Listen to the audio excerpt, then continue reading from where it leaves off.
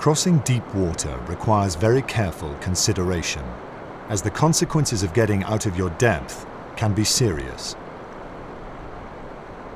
Before making your decision on whether or not to proceed, it's essential to check your proposed route on foot. Park in a safe position on dry land and wade into the water using a pole or your shovel to assess its depth and to see if the base is firm enough to take the weight of your vehicle. Remember to check both sides of the route for the complete distance of the crossing, as the ground below might drop away at any point, and look out for any hidden rocks or obstacles below the surface.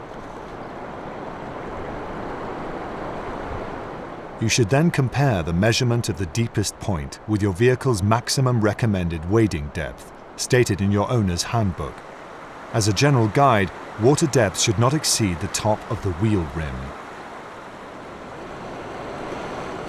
Once behind the wheel, stick to your chosen route, maintain a safe, steady speed, and don't take any unchecked shortcuts.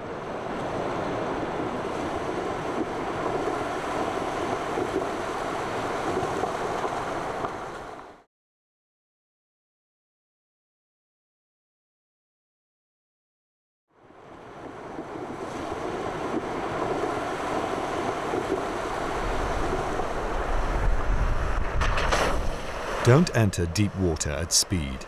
Beneath the surface, the ground will often fall away steeply. Creating a big splash may not only damage the environment, but also your vehicle. This is not the correct way to do it.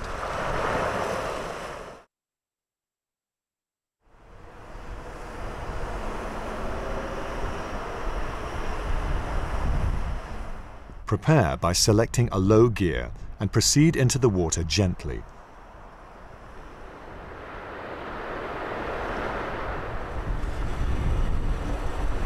Once in the water, you may select a higher gear if necessary to reach a speed where a bow wave is created.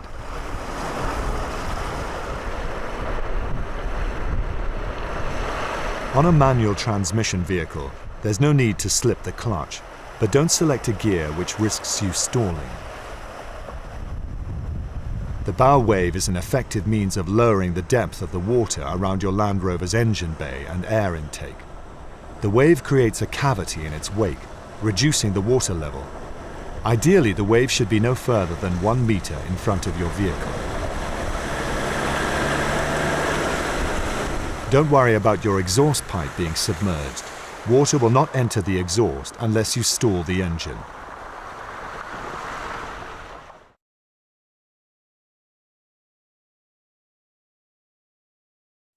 In some parts of the world, beach driving is permissible and often the fastest and safest way of getting from place to place.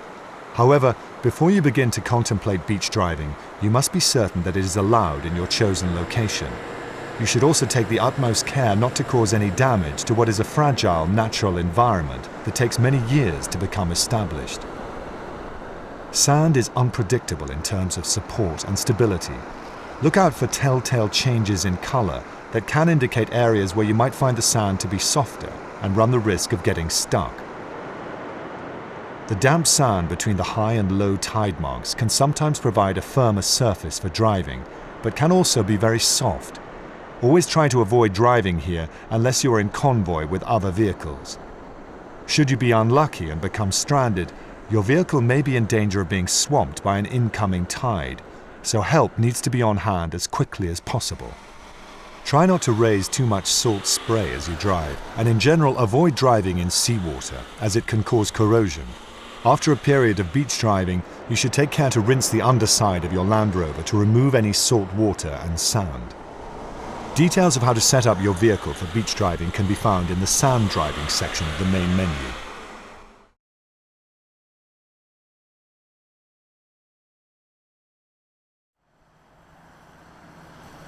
Crossing ridges requires a different technique from that used for crossing ditches. If you attempt to cross a ridge at 45 degrees, you're likely to lift wheels off the ground and to lose traction, making the crossing impossible.